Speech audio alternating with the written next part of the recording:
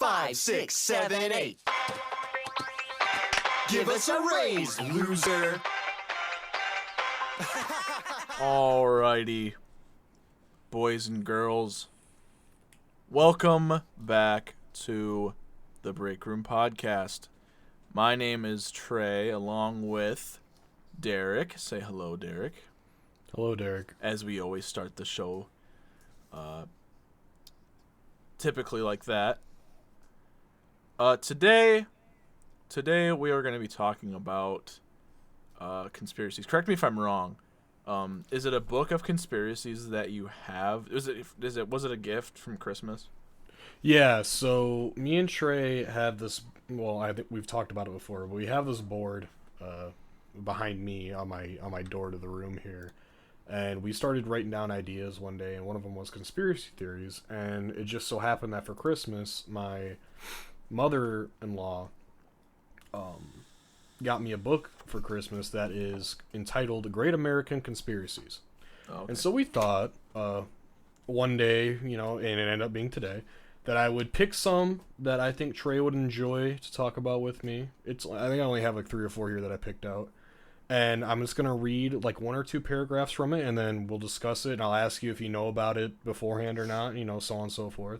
Just to give a nice little relaxing podcast episode here and not a tier list or anything. We will be back to the tier list next week because we're doing fast food, but this is today, so just grab a drink. If you're driving, don't grab a drink or fall asleep. That would be bad. Just sit back. Energy drink, maybe. Don't. Grab a coffee. I am not advising you to get a DUI. We are not advising you to get a DUI. Yeah, no, just pay attention if you're driving. If you're at home, just get a nice drinky poo, nice tea or water. If that's your thing. Grab a snack and we'll get right into it. All right, Trey? Yeah, I don't want a snack. I'm full from dinner. But yes. Oh, okay. Well, I'm so sorry to hear that. Actually, I'm sorry. Before we get started with the conspiracy, sorry, people, sorry.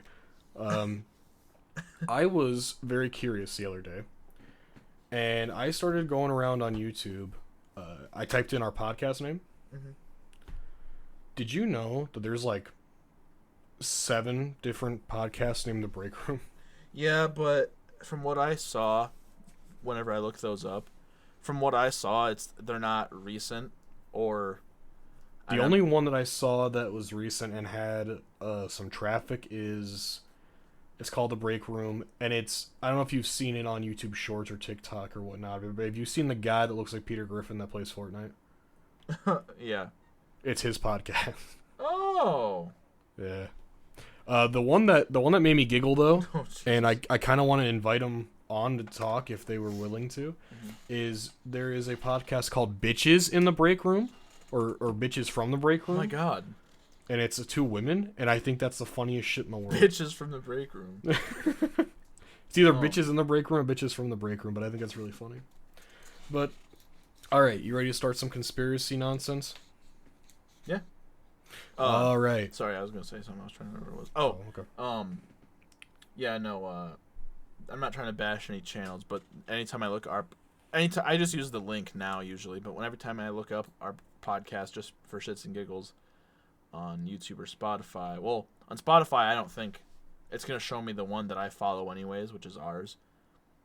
Yeah. But on YouTube, yeah, no, I didn't see any channels that were recent, nor dare I say relevant. Damn.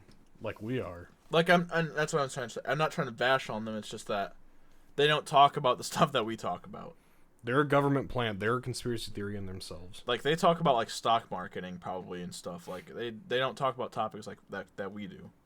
I'm sure they would find that more exciting than what we talk about. I'm just joking. They love us. I hope. We I hope. hope. If you're listening to this, and you've been listening for this long, what is this, episode 18, and you don't love us, either A, find something new to listen to, or B, don't find it in your heart to love us. Alright, you ready to start the first one? Yeah. Okay, so the first one here, it's a very, very popular one. How much do you know about the JFK conspiracy? Like the assassination? Yes. Oh my god. When I was in my civics class, my senior year, We had like a whole like classroom discussion about this the entire class period after watching the assassination video. Yeah. Which I'm surprised they kind of showed that in school. Not that it's super gory. I mean, it is gory, but because of the camera quality, you know, it's not. You can't really see much. I mean, it was what, 1968 or 69? 1963. It was 63. Oh, I was way off. Yeah, you're way off there, buddy. I don't know why I thought it was 69. Because you think of JFK as Vietnam. Well, I didn't at all associate the year with Vietnam. I really genuinely thought it was like. Whenever I think of Vietnam, I literally think of like the years 1962 to like 1975 or something like that. Oh, I only think of 1968 and 69. Oh, okay. I don't know. I actually don't remember how long the Vietnam War went on for. Yeah, I'm gonna be honest with you. I don't know the exact dates. Like I said, I only really my focal point for Vietnam is 1968, 1969. But I know that was like the most gruesome time for it. So no, but I know how long the 7 Years War went on for. Oh wow, you're pretty smart. Sounds like we should give you a podcast or something. All right, I'm ready now. I'm good. Okay. But do you know anything about it? Like, do you know any of the conspiracy theories involving? Because there's more than one. I'm sure there are plenty. Like almost, I wouldn't say infinite, but there's a lot out there. Let's see, the umbrella. They got the Umbrella Man. Mm-hmm. Just the old common. This is like probably one of the most common ones. That there was 2 shooters at 2 different buildings. Yeah. There's also the guy in the bush theory or whatnot. Yeah, sitting on the grassy knoll. Yeah. Yeah. All right. Well, let's get into this first paragraph, shall we? It is entitled "Who Shot JFK?" Question mark. Perhaps no conspiracy theory is more popular than the ones involving that afternoon in Dallas, November 22nd, 1963, when the United States lost a president.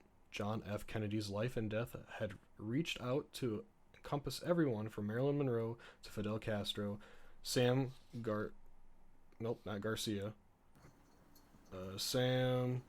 Jackson. No, I'm just kidding. No, I'm not gonna pronounce his last name. I can't, and I don't want to butcher it. Okay. And J. Edgar Hoover. Okay, now here are some theories that they put in the book. They're very short. So there's a single shooter theory. This is the one where Lee Harvey Oswald, and only Lee Harvey Oswald, fired his rifle out of the window from the Texas Book Depository and killed the president in Dealey Plaza. It was on the top floor, right? Or like the top floor or something? Yeah, it doesn't say here. Out of a window. Sure yeah. That's like what the government says. Yeah, that's what happened, and I know a lot of people say that. I know we're gonna get into the what the hell is that saying?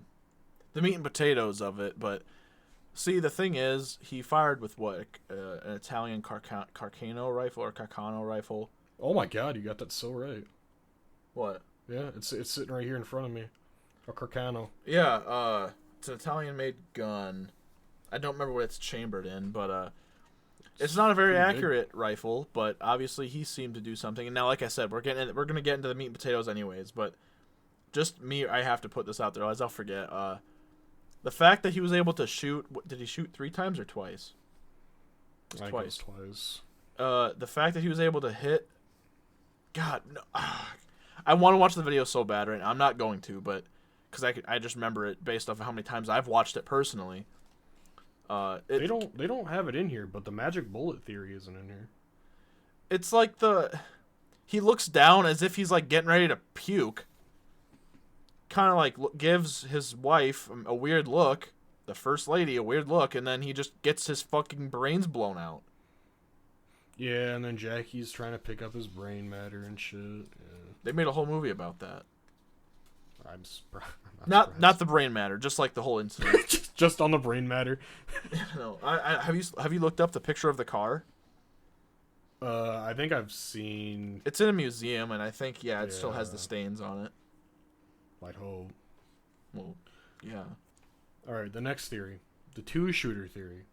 A second shooter on the nearby grassy knoll fired at the same time as Oswald, His bullets hit the Texas governor, John Connally. Oh my God. He didn't die, right? Words. No, I think it hit him in the leg. Leg or... It struck President Kennedy from the front. This theory arose after U.S. Marine sharpshooters tried to duplicate the single shooter theory, but found it was impossible for all the shots to have come from the book depository. Now that's okay. So that's the magic bullet theory. That's what that's what I know it's called.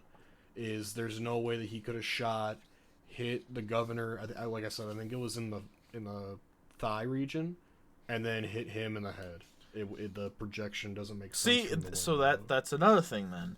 So technically, 3 bullets were fired. And the fact that if it was just only Lee Harvey Oswald sitting up there, chambering all of these rounds that fast, and hitting them, semi-accurately, I don't know. So let me ask you this then. What is your theory? What do you believe happened? I will tell you once we get there. Okay, all right. Because mine is in this book. Okay, fair enough. Okay, next one is the LBJ theory. Do you know who LBJ is? I like Lyndon B. Johnson? Yes. Okay. The guy that took over after Kennedy. Yeah. Lyndon B. Johnson's mistress, Madeline Brown, said that the vice president met with powerful Texans the night before the killing. She claimed he told her, in quotations, "After tomorrow, those goddamn Kennedys will never embarrass me again. That's no threat. That's a promise." Oh, God. Jack Ruby also implicated LBJ, as did E. Howard Hunt just before his death. Are these facts? I'm going to guess so. Like, did LBJ's wife actually say that, and then, this happened? Yeah. That's what it says, that she Holy actually said that. shit. But does that mean that it's real? I don't know. It's his mistress. It's not his wife. She knows something. Now think about it this way. Like I said, it's his mistress, so she could be just saying this shit, but... she's just ranting. She's just on a rant. Those goddamn Kennedys, but who no one actually knows. I'm about to go on a rant.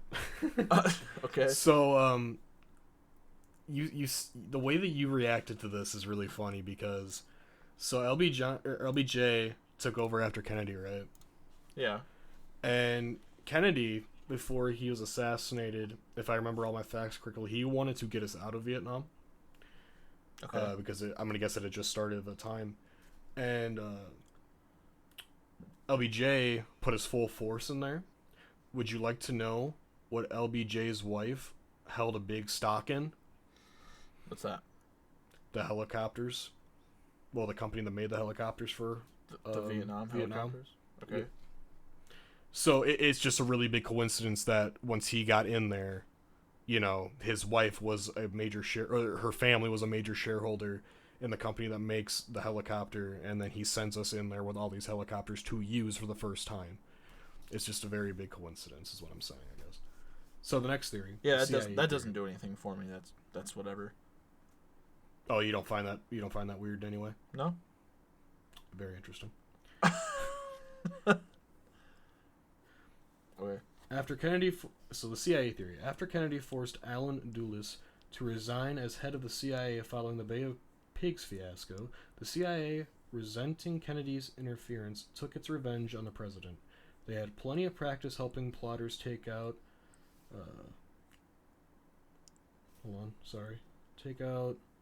Patrice Lumumba of the Congo, Jesus, Rafael Trujillo of the Dominican Republic, and President Ngo Dinh of Vietnam. I butchered those names so bad, but I'm not going to stop pausing myself at this point. So, this is the one that I believe most people go with. Okay. Usually they say that it's the FBI, but they flip-flop it. But yeah, they say that the FBI or the CIA took out JFK because of the Bay of Pigs. And how it was a failure. Well, you know what happened, right? You played Black Ops. Yes, I played Black Ops, but I if I'm being honest, I barely remember what all happened with the quote term. The Bay of Pigs was a infiltration in the Castro's compound, which then was a failure because it was an imposter that shot. Oh, okay. So just like what happened with didn't that happen with Menendez, or did that happen with Castro in the game? It happened with Castro in the game. It was the first. It's the second mission, but either way, regardless, it that was made Cuba, us right? look. Yeah. and it made us look very, very bad, and it rose war tensions between us and Cuba. So then the theory is that the CIA took him out along with He other just died people recently, didn't he? around the world. Yeah, Castro. Yeah, he just died in the last 5 or 6 years. Yeah. All right, now this is the one. I'm gonna. There's a lot more in here, but I think I'm gonna stop after this one. Okay. This is the one I believe in. Okay. The J. Edgar Hoover. You know who that is? Well, obviously the last name Hoover sounds familiar, but keep going. And the Mafia theory. The Mafia was said to have been blackmailing... Fuck. Let me restart. Sorry, people. The Mafia was said to have been blackmailing Hoover about his homosexuality for ages. The theory goes that when Attorney General Robert F. Kennedy began to legally pursue Jimmy Hoffa and the Mafia bosses in Chicago, Tampa, and New Orleans, they sent Hoover after JFK's payback. I know who Jimmy Hoffa is. Do you know who Robert F. Kennedy is? Isn't that his old younger brother? I believe that is his younger brother. Yes, yes. And he ran for president. I got to see their tomb, dude. Did you? Yeah, it's called the Eternal Flame. Oh, gotcha.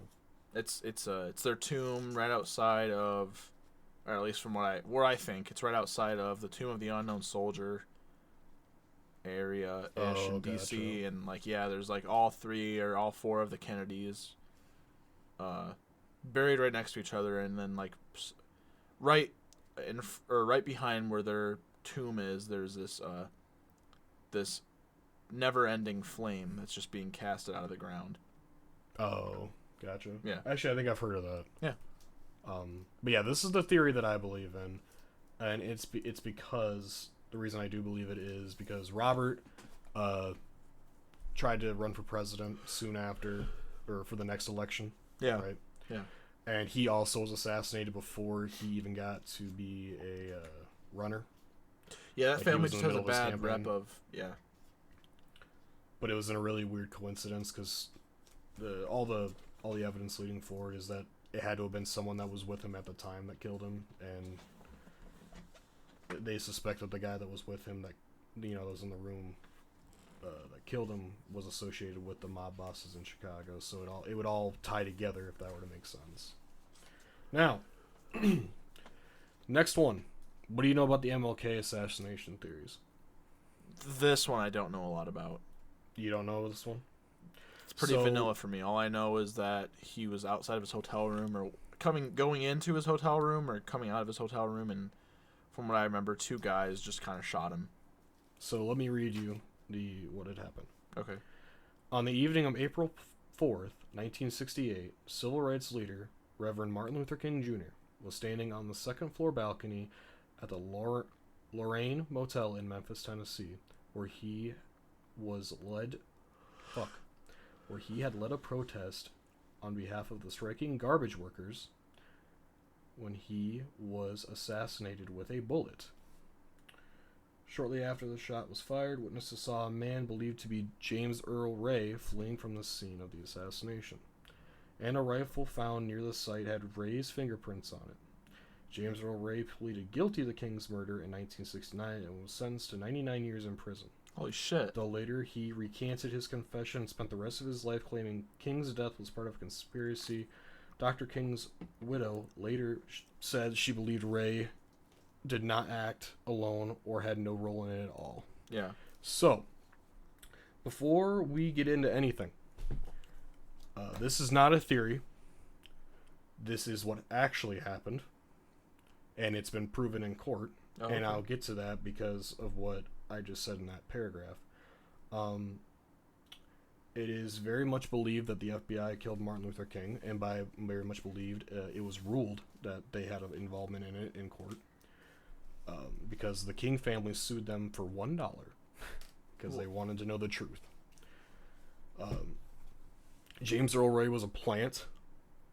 He had conveniently rented that room the night before, and they used him as a scapegoat. Mm-hmm. So what had happened is they hired a guy, and he sat in the bushes next to the road by the motel, and shot King through the lower cheek. Okay. And that killed him. I say that because of where the bullet entered. There's no way that James Earl Ray could have shot him from across the way from another building. Yeah. Especially because there was a tree in the way, and conveniently they cut down the tree when they were gathering evidence that night. So all in all, people say that they saw a gun get shot out of those bushes. It's not very factual because of who said it, but there was a homeless man sitting in the bushes that had heard the shot, obviously, because he was sitting next to the dude. The dude rolled over, saw the homeless man, and booked it. Mind you, before Martin Luther King was assassinated, he was blackmailed by the government so he would rent hotel rooms often, right? Because he was a civil rights activist. So he was on doing his tour, right? Yeah. And so he would always rent out hotel rooms, obviously. And what the government would do is they would microphone his room and record his wife and him having sex, and they were going to blackmail him with this. And from what I remember, from what I had read, he basically told them, I don't care, do it. And then that's like a few months later is when he got killed. That's wild. So, I mean, I guess I would have said the same thing. It's like Derek said it best. People fuck all the time, and then it's just like, okay, this ain't new. It's also the 60s, so I mean, like, yeah, a lot of people be fucking. Yeah, you're right. But yeah, and people will say that what I just said is a theory because everything I just said was all three theories in this book about it. But it's been, like I said, anyone can look it up on the internet. I mean, obviously people say, don't trust everything you say on the internet, but it's proven in a court document that the FBI had somewhat in involvement in the MLK assassination. And I can't read you the theories because it's everything I just said out loud. So, let me get to my next one here. All right. What do you know about D.B. Cooper? Who? D.B. Cooper? I do not know anything. All right. On the evening of November 24th, 1971, a man calling himself Dan Cooper, later known as D.B. Cooper, hijacked an airplane and demanded $200,000 and 4 parachutes, which he received when he landed the plane in Seattle. Cooper allowed the plane's passengers to disembark, but he ordered the pilot to fly him to Mexico.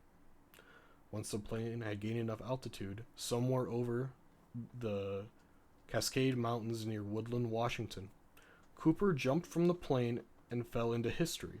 Despite a massive manhunt, no trace of him has ever been found. In 1980, an 8-year-old boy found nearly $6,000 in rotting $20 bills lying along the banks of the Columbia River. A check of their serial numbers found that they were part of the ransom money given to Cooper, but what became of the rest of the money in Cooper is a mystery to this day. He died. So you never heard that story before? No. So they don't cover specific theories in here. They just wanted to, I'm gonna guess, tell the story because in and of itself is very mysterious. But there is some theories that go along with that. And what they missed out in the book was he had a bomb in a suitcase. Yeah. And so when he was on the plane, he wore sunglasses and a suit, if I remember right. Mm-hmm. And he had asked one of the flight attendants to come up to him, and he very politely showed her the bomb and very politely slid her a note that explained to her that everything was going to be fine, no one was going to get hurt, but we have to land. You're going to take everyone off the plane, and then the pilot's going to fly me to Mexico. And she was like, oh okay. And so everyone got off the plane. He got his parachutes. He's got his money. And mind you, like I said in reading, 4 parachutes for one man. And the original thought was that he was going to let the pilot fly out with him. And then, obviously he never did. But there was no reason for him to have 4 parachutes. They have never found any more than the money that kid found to this day. They have no theories as to where he could be, other than he died in the forest. But they've never found any traces of him. They never found any traces of the 4 parachutes at all. There's another theory that he landed in the Columbia River and drowned and then was basically like a log taken down the river. That would be the theory I'm going to go with. I can believe that too. And But his body probably isn't recovered because, not to be gross, I mean, obviously it's gross, but not to be gross, I'm sure his body, when did this happen? 1971. And that kid didn't find him until when? The kid found the money in 1980, which would have been 9 years. Okay. Yeah, I would say that's long enough for a body to, like, decompose in the water. Yeah, it would bloat, and then, fish would nibble on him and shit. Yeah. So yeah, I could say that happening, and then the money is probably just like at the bottom, stuck somewhere, and maybe that's why he drowned. If he had this duffel bag, I don't know how much money was it? 200,000. Yeah, that could go in a duffel bag. I'm gonna assume he landed in the river with the parachute and the duffel bag, and that's what caused him to die in the water. That's what I'd go with. It's a $20 bills though. Then yeah. That'd still be a lot, wouldn't it? Well, let's do some math. 200,000. Yeah, $200,000 in $20 bills. How much is that? Obviously, it's a round number because it's both 20s. I don't have my calculator. Should I look up how much that'd weigh? Yeah, do that. Actually, look up how much that would weigh. Divided by 20. In $20. So it would be 10. It'd be 10,000 bills. Obviously, duh. I'm fucking stupid sometimes. Holy shit! This is an actual fucking answer. How much would it weigh? 200 kilograms. Okay, so transfer kilograms to pounds.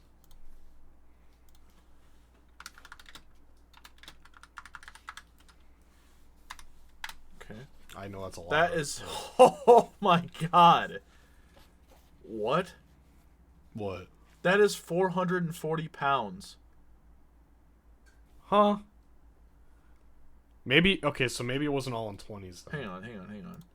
There's something not right here. Unless I didn't do it right. Hang on. Did I tell you it was 10,000 bills? Just look up how much 10,000 dollar bills weigh. It shouldn't be that much. It's fucking paper. How much does a dollar bill weigh? 1.1 gram. Okay, so 0.1 times 10,000. You can tell that me and you were not very good in math in school. No. So 1,000 grams. So 1 kilogram. What's 1 kilogram? 1 kilogram to pound. That don't seem right. How much is it? Okay, so 1 kilogram is two and some decimal pounds. Yeah, 2 pounds. Yeah, that makes sense. So that's like, you could shove that in a briefcase. Yeah. So yeah, but either way, I mean, I don't know why would you steal that math. It just it's not like it matters. The man's gone, and he'll never be found. There's a lot of documentaries about him, because no one knows who he is. He called himself DB Cooper, but no one knows who his identity actually was. I was gonna relate the story to the Cocaine Bear incident, but that is entirely different because the body was found of the guy who was like an American businessman slash drug mule. No, but it is kind of wild how crazy airfare used to be before 9/11, huh? People would just like ride on a plane like it's a bus.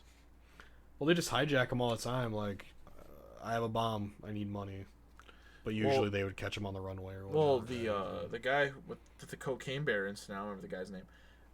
He just kind of had like a small little cargo plane, and he just decided to jump out the back of it when he was doped up on cocaine and landed in some dude's driveway. Yeah, it's the same. It's the same. The guy he worked for, he also, Tom Cruise has a movie about him, American Made. I forget what his name is, but yeah, he worked for the same guy. Yeah, well, which also worked for the FBI. Oh, wow. And that's the whole reason that the cocaine was found in the forest, because it was for this guy that he worked for to grab it, And obviously we saw how that happened. A fucking black bear got a hold of it. But anyways. Yeah. All right. Next up, we have, and actually it is the last one that I had marked, the Battle of Los Angeles. You ever heard of that? It's a movie. Not about this. Then But no. yes, you're right. It's also an album Oh. by Rage Against the Machine. Oh, Jesus. Well, I think that one's Battle for Los Angeles. But all right, so you don't know anything about this? I do not. Sounds familiar, but it's not. It's probably not at all what I think it is. On February 25th, 1942, just weeks after Japan's attack on Pearl Harbor and America's entry into World War II, late-night air raid sirens sounded a blackout order throughout Los Angeles County in California. Holy shit. A silvery object, or objects, was spotted in the sky, prompting an all-out assault from ground troops. For a solid hour, anti-aircraft fire bombarded the unidentified craft with some 1,400 shells, as numerous high-powered searchlights followed its slow movement across the sky. Several witnesses reported direct hits on the invader, though it was never downed. After the all clear was sounded, the object vanished and has never been identified. I'm looking at the newspaper article right now from 19... yeah, 19... Whatever. What'd you say, 42? Yes, 1942. Oh, they do have an actual movie about this, and not the one that we're thinking of. You know, we're thinking about the one where it's an actual battle for Los Angeles. Yeah. It's the aliens, right? This picture's kind of wild looking, though. Nervous city fired at nothing in deadly Battle of Los Angeles. Yeah, they claim that there was something in the sky, but no one's ever been proven to have seen anything. The newspaper literally just shows a bunch of those high-powered searchlights. Yep. Looks like they're aiming at stars. Oh, yeah. That's infamous, that photo. A lot of people think, well, the majority of people think, if you know about this incident, that they were just actually doing a live fire drill in case Japan were to invade I could California. Which it makes sense, but it doesn't make sense because the only way that they could get to California from Japan at the time was Pearl Harbor, and they obviously didn't capture it. So there was no way for them to actually get to us in a fast amount of time, at least. Yeah. But I think the government really just wanted to test out their drill because they were really afraid at the point. So I'm going to find a couple more here, one or two more, and we'll call it a day, all right? Okay. All right, next up, everyone knows this one. I would hope you do. Roswell. You know about Roswell, right? No. You don't know about Roswell, New Mexico? Mm-mm. That is wild. All right. You ready? Yeah. Undoubtedly, the most famous UFO-related location, Roswell immediately brings to mind... Wow, I can't read tonight. Brings to mind flying saucer debris, men in black, secret military programs, alien autopsies, weather balloons, and government cover-ups. The incident that started it all occurred during the first week of July 1947, just before Roswell's Army Airfield spokesperson claimed they had recovered parts of a wrecked flying disc from a nearby ranch. The report was quickly corrected to involve a weather balloon instead, which many insist was part of a cover-up in later years. People claimed to have been involved in the recovery effort began to reveal insider information, insisting that not only was the wreckage of an extraterrestrial origin, but that the autopsies had been performed on alien bodies recovered from the site. Ever since, the name of this small New Mexico town has been synonymous with UFOlogy, making Roswell a popular stop for anyone interested in all things alien. Okay. So I have a question. Yes. You probably won't know the answer to it. It's rhetorical. Why is it always a desert that there's alien activity going on? Like, Area 51, alien stuff going on in the middle of a desert. Roswell, New Mexico, middle of a desert. Skinwalker Ranch, middle of a desert. Area 51 and Roswell aren't that far away relatively to other places. Yeah, and then like I look up the pictures to Roswell, New Mexico. Sure as shit, it's in the middle of nowhere in a desert. Yeah. It's it's believed that Area 51 is where they took the Roswell shit, and that's why it's synonymous with that. Oh, like they took the stuff from the crash to Area 51. Yes. They also believe that's where they did the alien autopsies at Area 51, and that's why they say that there's things still there from then. And more, obviously. They believe that's where everything ends up that's alien. Bob Lazar, he's one of the biggest whistleblowers for that. You know who Bob Lazar is? Mm-mm. He used to work at Area 51, and a lot of people think he's just a fucking crazy person, but he had, like I said, he's a whistleblower for Area 51. He says that he not only seen aliens, he's seen them being worked on, he's seen them living and breathing, he's seen spacecraft, etc., while he worked there. Obviously, the government basically calls him a fucking quack, but he's gone on numerous talk shows. I think he has a book. I think he has a Netflix series that goes over his stories about when he was there.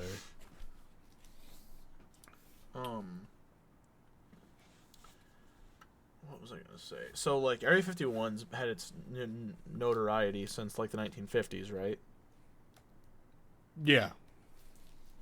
Um, The 1950s is also coincidentally when alien stuff really started to pop off. right. But who came up with the whole little gray or green man with big black eyes? Who came up with that fucking I concept? figured you were going to ask me that, and I don't remember. You can look it up really quick, though. I look want up to one say more. some artist started doing it and it just stuck.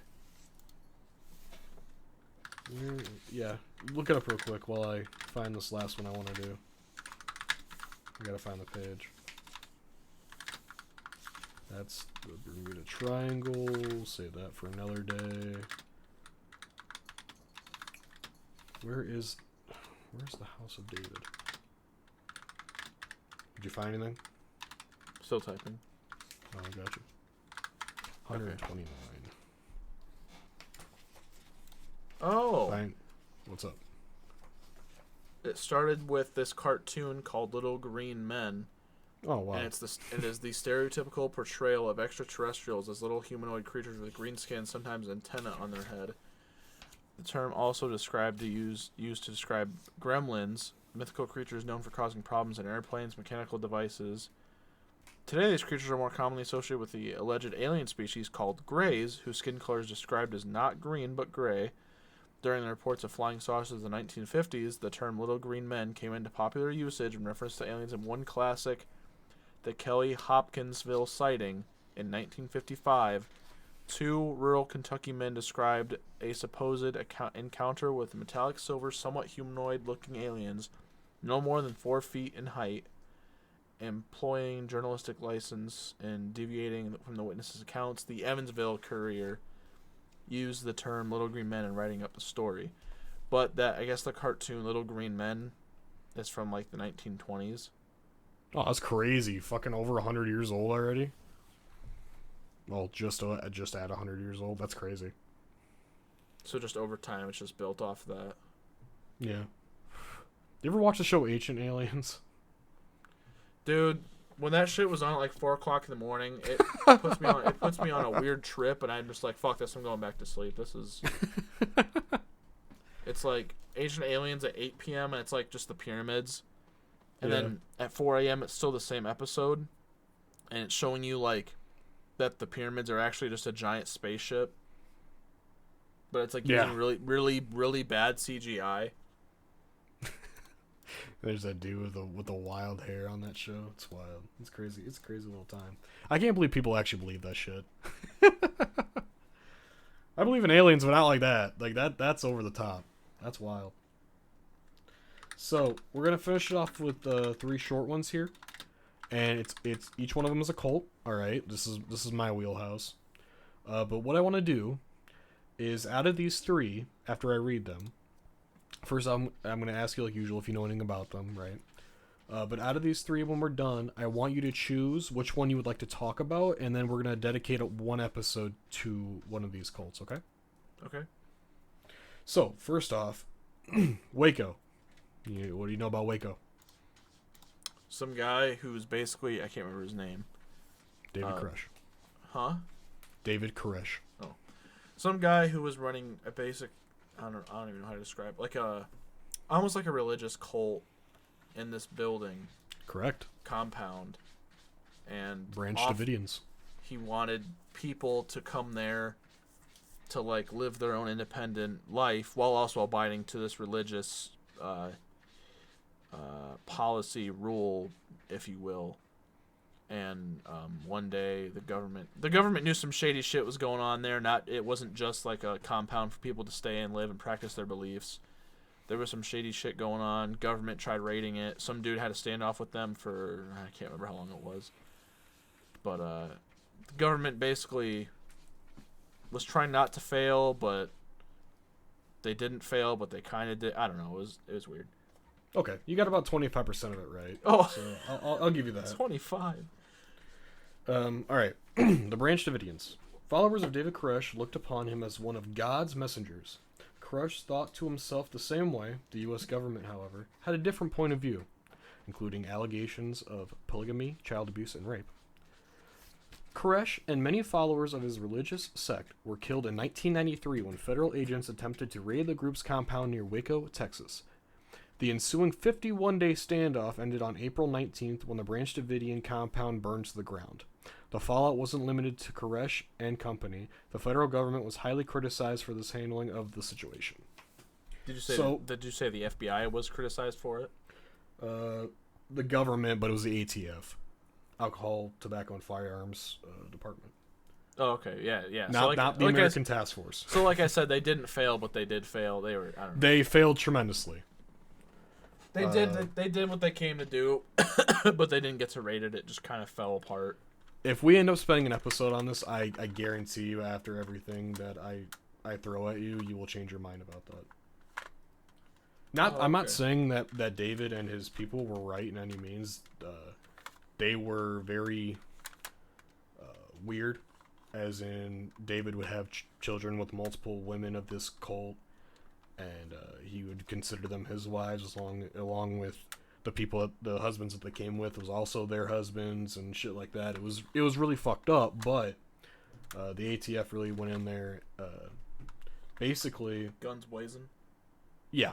What had happened was David and his followers had basically a gun store, but they wouldn't sell out of the house. What they would do is they would go to gun conventions and buy and trade guns. Yeah. So they have the stockpile of guns in the compound. And that's what they used to stand off with, right? Yeah. But what had happened was the ATF wanted to come in there and make sure that he didn't have any full auto weapons. You can own them at the time, but you had to pay a tax on it, right? Mm-hmm. So David said, yeah, sure, come in here. You can come in here and check my shit. And then they declined to. So what had happened was, to start the standoff, was a delivery driver had a package for the compound, and somehow he had dropped it, and it busted open, quote unquote, mm-hmm. and he had found black powder and dummy grenades. So he reported it to the ATF, and so they said, all right, we're going to raid this fucking place, right?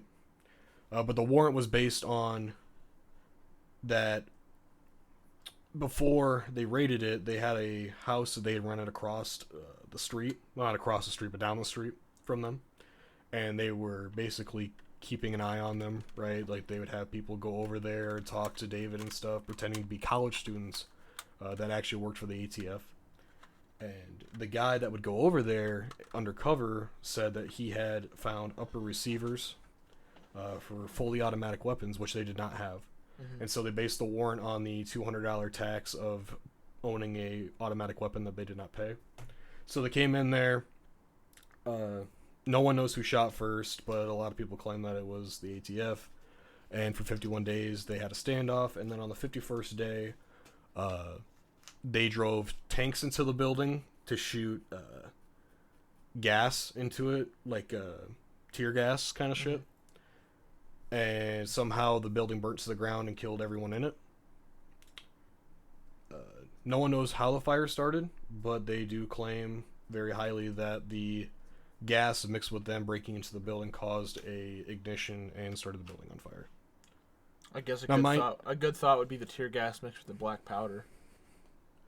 Well, yeah, that's what they're saying, is that there was so much shit in the house, plus the tear gas in there, with the tanks hitting it, it would cause an ignition and, light everything on fire. So is that also had Taylor? Is that how? What'd you say his name was? Who? David. David Koresh. That's how he. Is that how he died? He died burning inside of it. From what they had gathered from the bodies that they found, someone had actually mercy killed him and shot him in the back of the head. But Mercy they had killed done him? that. Yeah, because they had gas masks, right? But they didn't have enough for everyone. Plus, there was children in there, and they tried to fit them on them. So what had happened was the people inside the compound, not the ATF. Yeah. No, the people inside. So his people killed the leader. Well, he probably, they don't know exactly, but he probably asked them to. So what had happened was, when the building started to engulf, they had a bunker underneath, right? But all the smoke and shit that was being produced from the fire, either people couldn't get to the bunker in time, or when they got to the bunker, there was no airflow. Mm-hmm. So they just started mercy, basically shooting people in the back of the head just to, get their life over with instead of burning alive, is what had happened. Oh. So, next up... Do you ever watch the show with Taylor Kutch, right? What's that? That's who played as David Koresh, I'm pretty sure. Oh, the Waco show? Yeah. No, I've only watched documentaries and never watched the actual show. Oh, okay. Next up, we have Heaven's Gate. What do you know about Heaven's Gate? I've heard about it, but I can't tell you what it is. It's where the infamous Nike shoe comes from. I can't remember what they're called, but they all wear the same Nike shoes, same pants, same shirt. They all had 5 cents in their pocket, or $5 in coins in their pocket and shit. No, I've never heard about this. So, UFOs and Comet Hale-Bopp were the basis of this cult, which was led by Marshall Applewhite. Members believed that Earth was about to be recycled and instead opt to commit mass suicide. 39 members of the cult, including Applewhite, as well as the brother of Star Trek actress Nichelle Nichols, were found dead in a San Diego mansion in 1997. So they believed that the Earth was coming to an end, like the revelations of our times, per se. Mm-hmm. And they believed that there was going to be a UFO that would pass with Halley's Comet over Earth. And they believed if they killed themselves, they could go with the comet and the UFO, and they would go to the afterlife, because they believed the afterlife was in space. Okay. Now, last one here, for now, the Mason family. More than 40 years after his followers murdered Leno and Rosemary LeBlanca and actress Sharon Tate, the name Charles Manson still sends a chill down the spines of many people. Manson was charged with murder and conspiracy and serving a life sentence until his death in 2017. Among the members of the Manson family was Lynette Squeaky Fromm, who attempted to assassinate President Gerald R. Ford in 1975. She was in, not that this matters, she was in not Once Upon a Time in Hollywood. That was one of the characters. That's the whole plot. What? The whole subplot of Once Upon a Time in Hollywood? Well, no, it has nothing to do with President Ford. No, that's just one thing that they did. But the subplot of Once Upon a Time in Hollywood is the Manson family killing Sharon Tate, only in the movie they don't kill her. They don't succeed and they mess up. But no, I'm saying one of the characters' names in that was one of the cult. The girls that you just said, Squeaky. That's what they called her. That was her nickname. Yeah. Yeah, they killed Sharon Tate, and then that same lady tried to kill President Ford. Yeah, okay. I think actually I heard about this. I think I've read this story at some point, but keep going. That's it. Oh. Was it a conspiracy? it's not a conspiracy that actually happened. What? Okay, this is gonna sound rude. I don't mean it to be. What are we doing with this topic here? I told you I was going to read you 3 cults, and out of the 3, you were going to pick which one you liked best when I read it, and we were going to eventually dedicate an episode to one. Oh, okay. I mean, I'm gonna be honest and go with one that I'm gonna go with the one I like the most, but it's also partly because I know you'll be able to talk about it a lot more than I can. Waco. You actually liked Waco? Yeah, that shit. Like, I don't know why it fascinates me, but the fact that it's a man-made compound, like, like he had that built, right? Oh yeah, it's a big motherfucker too. Yeah. It was a big place. It's like 4 of your apartment buildings. Oh yeah, more than that. They had a fucking basically a school in there. They had the church in there, obviously. And they had everyone's sleeping arrangements. It's a huge building.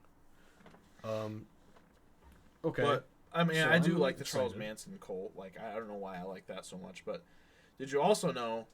I'm gonna expand on that. That's it was either the same night or the same, like, within the same week after they killed Sharon Tate, they went to another person's house and did the same thing. I guess I didn't know that. I'll have to look. Hang on, I'm gonna look it up quick. But Because yeah. like I was looking up the addresses that they drove by and like threw their gun down into a ditch or something. I don't know. Hang on. Well, I'm excited because I didn't think you were going to pick Waco. I honestly thought you were going to pick the Mason family. But that's good, because that's one of my favorite cult stories, is Branch Davidians. Oh, the Tate and LaBianca murders. Oh, I said LaBianca. Oh, okay. Yeah, same night. Or Yeah, Lino and Rosemary LaBianca, yeah. the Tate and LaBianca murders were a series of murders perpetrated by a Manson family during August 9th through 10th, 1969. Yeah. Under direction of Tex Watson and Charles Manson. Well, now I'm more curious of, since it, would you say 1969? Yeah. How the fuck did that murder not get solved for 6 years? And they were still able to try to assassinate President Ford in 1975. Whoa, I did not know this. Charles Manson had wives? Yeah, that was his family.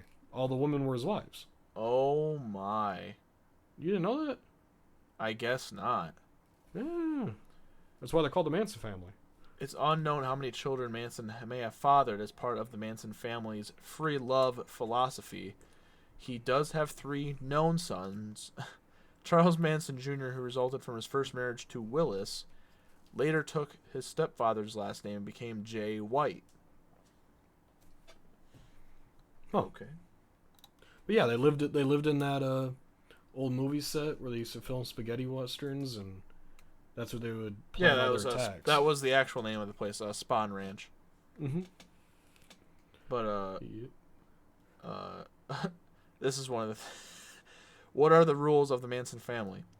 Members were required to take LSD and participate in sexual activities directed by Manson. Jesus Christ. Okay. That's wild. What the fuck? Everything was shared. There were no personal possessions. Yeah, if I remember right, they believed in Marxism. What is that? Is that exactly what it just said it was? Communism, yeah. Where nothing is owned by anyone and everyone shares everything. What the hell is the name of the other?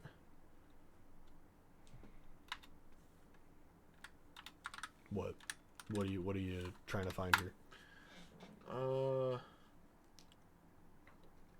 Come on, we can't leave it open. No, we're not. I'm trying to get all All your facts here? yeah. Well, give me a fact. Oh, okay, here we go.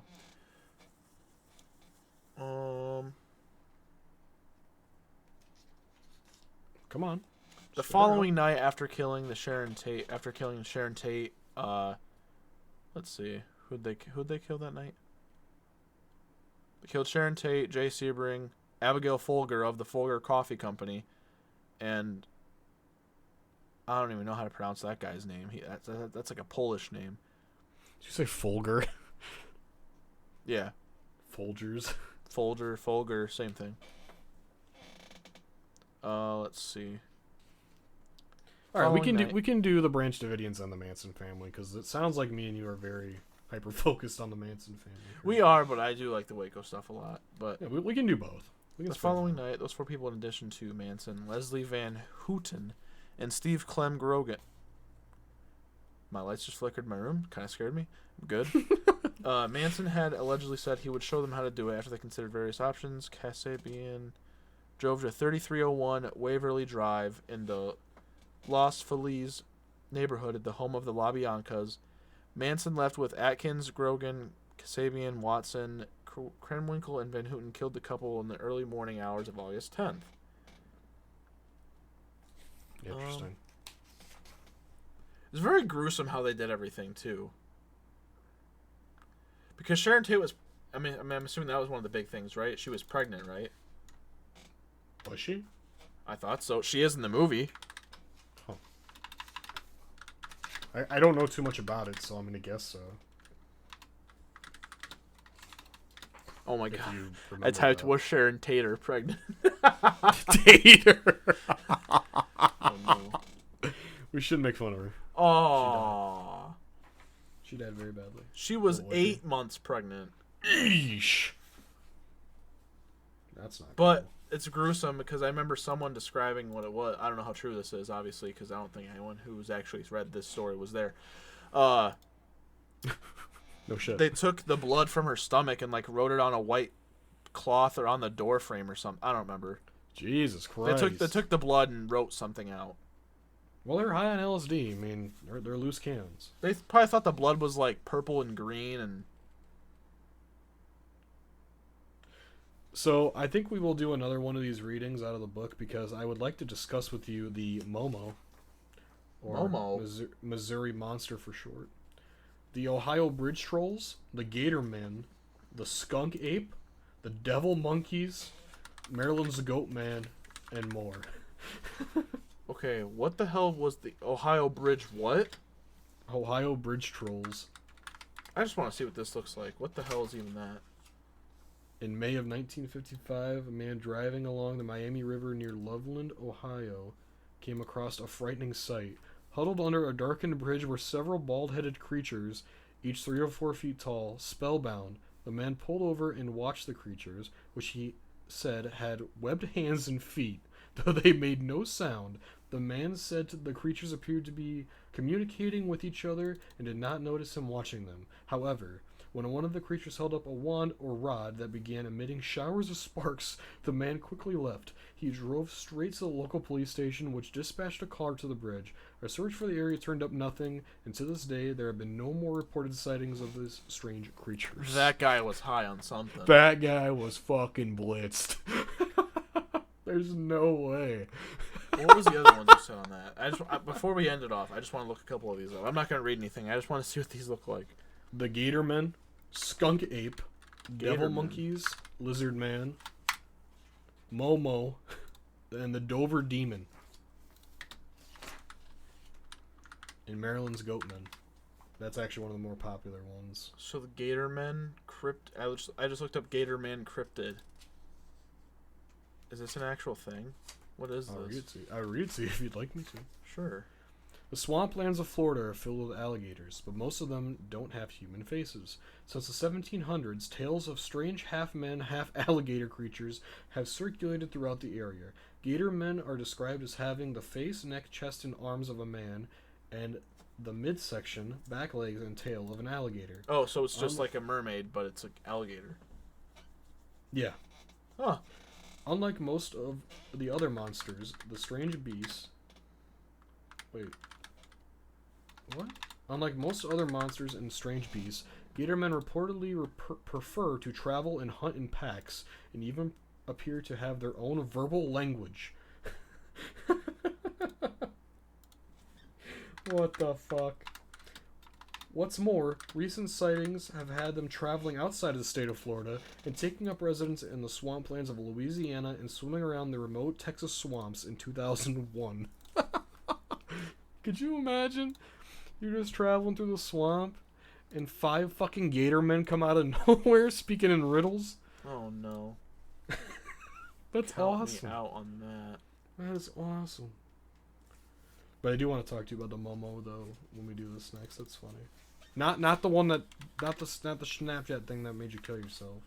The actual. No, Momo. it was TikTok or like Facebook, YouTube Yeah, Shorts or whatever it something. was. No, The this is Momo from the challenge, that 1970s. fucking statue. Yeah. That stupid face.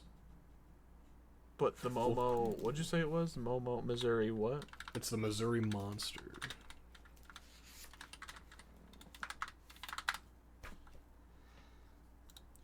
Okay. Momo the monster. Huh. Alrighty. So that's going to conclude today's conspiracy roundup. So I'm going to call it. Yeah. Conspiracy roundup. Excuse me. Did you have a good time today, Trey? Yeah. I'd love to hear it. So, in about 2 or 3 weeks, are you ready to talk about the Branch Davidians? Yeah. Awesome. I'll have to do a little bit more research on it. I just like looked up some interesting little factoids. If you don't want to read, I'll send you a documentary. It's like an hour long. I mean, I could do both. I mean, yeah. I would say I'll watch the show, but I don't know how how shows will either exaggerate or won't give the full purpose of the. Well, I'll tell you right now, the show. I know enough about the show where the ending is very different from what the actual ending was. Oh, okay. But yeah, so next week we will do the fast food tier list. I mean, you can hear me and Trey fight over spots this time. It's not gonna be like the birds or the fucking insects where we're like, oh, we'll just put it here. I promise you guys right now, me and Trey will get into a brawl. Especially about certain places, me and Trey are gonna get into a big brawl. It's gonna be fun. Oh boy. But thank you for listening to the Break Room Podcast. We really do appreciate it. Spotify and YouTube is where we are. You know, that's actually all where we are right now because I stopped uploading on the Patreon. What we most like to have you guys on Spotify. So we like to keep all of our numbers, and that's where we like to promote our stuff the most. So. Yet again, thank you guys for listening or watching. Really do appreciate it. And we hope you guys have a great week, and we will talk to you next Saturday. Goodbye. Goodbye.